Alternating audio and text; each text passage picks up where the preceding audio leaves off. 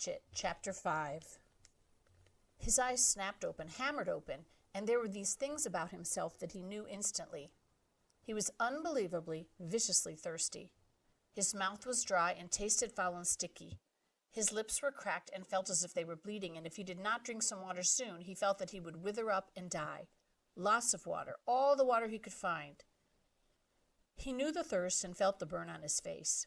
It was mid-afternoon, and the sun had come over him and cooked him while he slept, and his face was on fire, would blister, would peel, which did not help the thirst, made it much worse. He stood, using the tree to pull himself up because there was still some pain and much stiffness, and looked down at the lake. It was water, but he did not know if he could drink it. Nobody had ever told him if you could or could not drink lakes. There was also the thought of the pilot, down in the blue with the plane strapped in, the body. Ooh, awful, he thought. But the lake was blue and wet-looking, and his mouth and throat raged with the thirst, and he did not know where there might be another form of water he could drink. Besides, he'd probably swallowed a ton of it while he was swimming out of the plane and getting to shore. In the movies, they always showed the hero finding a clear spring with pure, sweet water to drink. But in the movies, they didn't have plane wrecks and swollen foreheads and aching bodies and thirst that tore at the hero until he couldn't think. Brian took small steps down the bank to the lake. Along the edge there were thick grasses, and the water looked a little murky, and there were small things swimming in the water, small bugs.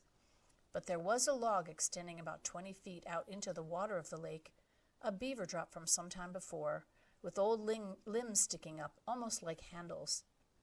He balanced on the log, holding himself up with the limbs, and teetered out past the weeds and murky water.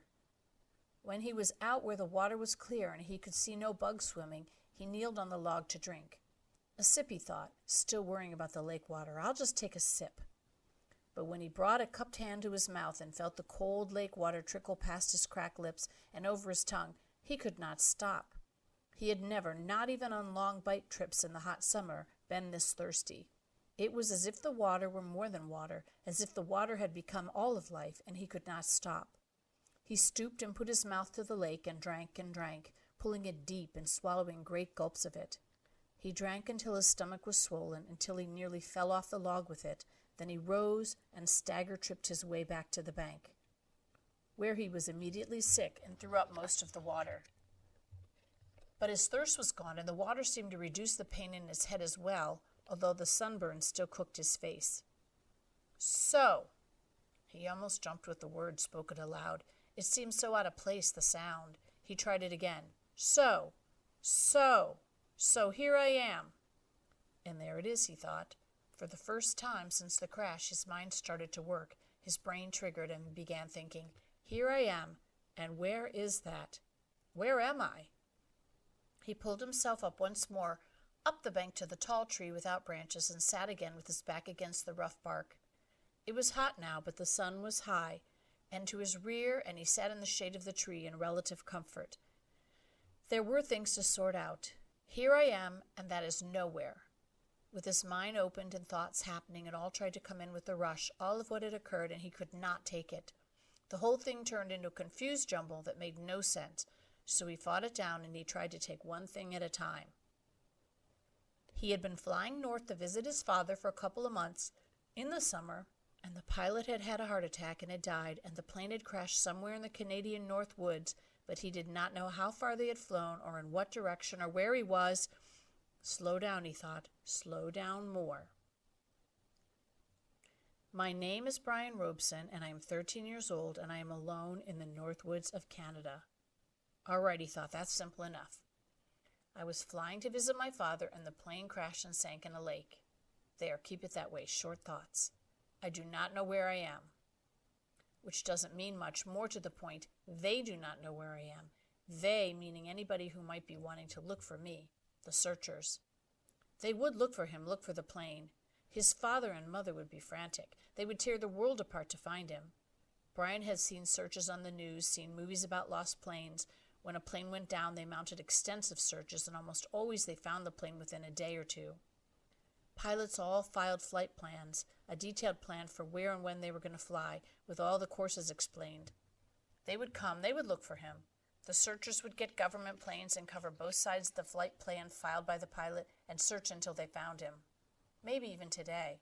They might come today. This was the second day after the crash. No, Brian found. Was it the first day or the second? They had gone down in the afternoon, and he had spent the whole night out cold. So this was the first real day. But they could still come today. They would have started the search immediately when Brian's plane did not arrive. Yeah, they would probably come today. Probably come in here with amphibious planes, small bush planes with floats that could land right here on the lake and pick him up and take him home. Which home? The father home or the mother home? He stopped the thinking. It didn't matter. Either on to his dad or back to his mother. Either way, he would probably be home by late night or early morning, home where he could sit down and eat a large, cheesy, juicy burger with tomatoes and double fries with ketchup and a thick chocolate shake. And there came hunger. Brian rubbed his stomach. The hunger had been there, but something else. Fear, pain had held it down. Now with the thought of the burger, the emptiness roared at him. He could not believe the hunger, had never felt it this way. The lake water had filled his stomach but left it hungry, and now it demanded food, screamed for food. And there was, he thought, absolutely nothing to eat. Nothing. What did they do in the movies when they got stranded like this? Oh, yes, the hero usually found some kind of plant that he knew was good to eat, and that took care of it. Just ate the plant until he was full, or used some kind of cute trap to catch an animal and cook it over a slick little fire, and pretty soon he had a full 8-course meal. The trouble, Brian thought, looking around, was that all he could see was grass and brush. There was nothing obvious to eat, and aside from about 1 million birds and the beaver, he hadn't seen animals to trap and cook. And even if he got one somehow, he didn't have any matches, so he couldn't have a fire. Nothing. It kept coming back to that. He had nothing. Well, almost nothing. As a matter of fact, he thought, I don't know what I've got or haven't got. Maybe I should try and figure out just how I stand. It will give me something to do, keep me from thinking of food, until they come to find me. Brian had once had an English teacher, a guy named Hatchet-Ch, who was always talking about being positive, thinking positive, staying on top of things. That's how Hatchet-Ch had put it. Stay positive and stay on top of things. Brian thought of him now, wondered how to stay positive and stay on top of this. All Hatchet-Ch would say is that I have to get motivated. He was always telling kids to get motivated. Brian changed positions so he was sitting on his knees. He reached into his pockets and took out everything he had and laid it on the grass in front of him. It was pitiful enough. A quarter, 3 dimes, a nickel and 2 pennies, a fingernail clipper, a billfold with a $20 bill, in case you get stranded at the airport in some small town and have to buy food, his mother had said, and some odd pieces of paper. And on his belt, still somehow there, the hatchet his mother had given him. He had forgotten it and now reached around and took it out and put it in the grass. There was a touch of rust already forming on the cutting edge of the blade, and he rubbed it off with his thumb. That was it. He frowned. No, wait. If he was going to play the game, might as well play it right. Hatchet-Ch would tell him to quit messing around. Get motivated. Look at all of it, Robeson. He had on a pair of good tennis shoes, now almost dry, and socks, and jeans and underwear, and a thin leather belt, and a T-shirt with a windbreaker so torn it hung on him in tatters. And a watch. He had a digital watch still in his wrist, but it was broken from the crash. The little screen blank, and he took it off and almost threw it away, but stopped the hand motion and lay the watch on the grass with the rest of it. There, that was it. No, wait, one other thing. Those were all the things he had, but he also had himself. Hatchet-Ch used to drum that into them. You are your most valuable asset. Don't forget that. You are the best thing you have. Brian looked around again. I wish you were here, Hatchet-Ch. I'm hungry and I'd trade everything I have for a hamburger. I'm hungry, he said it aloud, in normal tones at first, then louder and louder until he was yelling it. I'm hungry, I'm hungry, I'm hungry. When he stopped, there was sudden silence, not just from him, but the clicks and blurps and bird sounds of the forest as well. The noise of his voice had startled everything, and it was quiet. He looked around, listened with his mouth open, and realized that in all his life he had never heard silence before. Complete silence. There had always been some sound, some kind of sound. It lasted only a few seconds, but it was so intense that it seemed to become part of him. Nothing. There was no sound. Then the birds started again, and some kind of buzzing insect, and then a chattering and a cawing, and soon there was the same background of sound, which left him still hungry. Of course, he thought, putting the coins and the rest back in his pocket and the hatchet in his belt. Of course, if they come tonight, or even if they take as long as tomorrow, the hunger's no big thing. People have gone for many days without food as long as they've got water. Even if they don't come until late tomorrow, I'll be all right.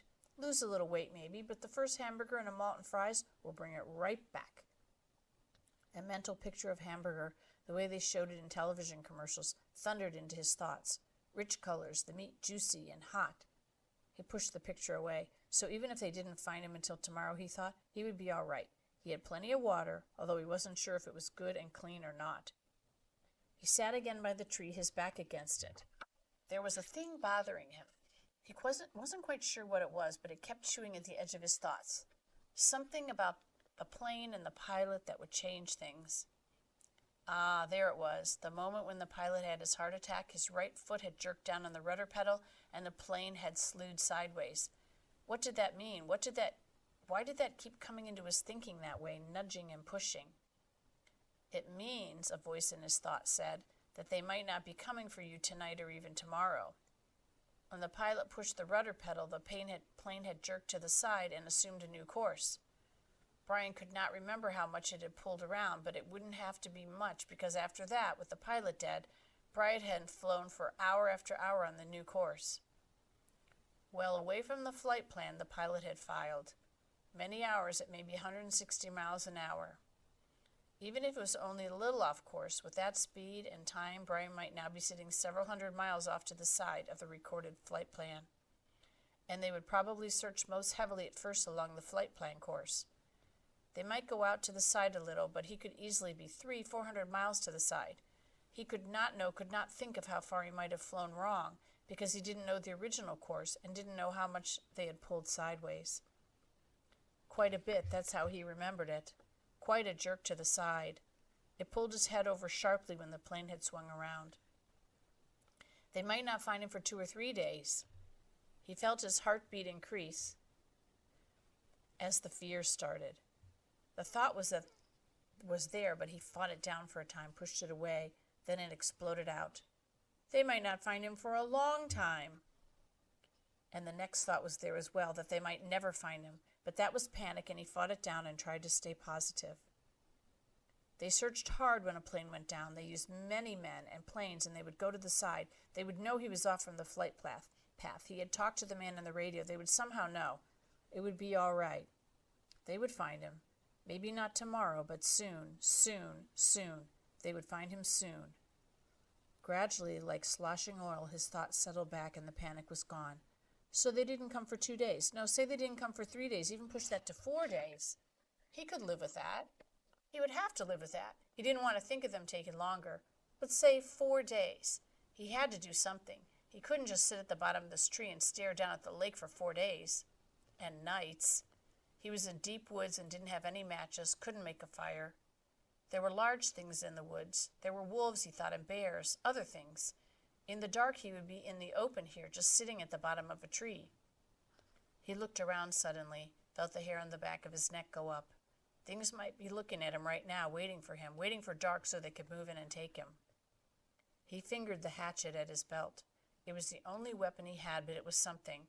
He had to have some kind of shelter. No, make that more. He had to have some kind of shelter, and he had to have something to eat. He pulled himself to his feet and jerked the back of his shirt down before the mosquitoes could get at it. He had to do something to help himself. I have to get motivated, he thought, remembering Perpich. Right now I'm all I've got. I have to do something.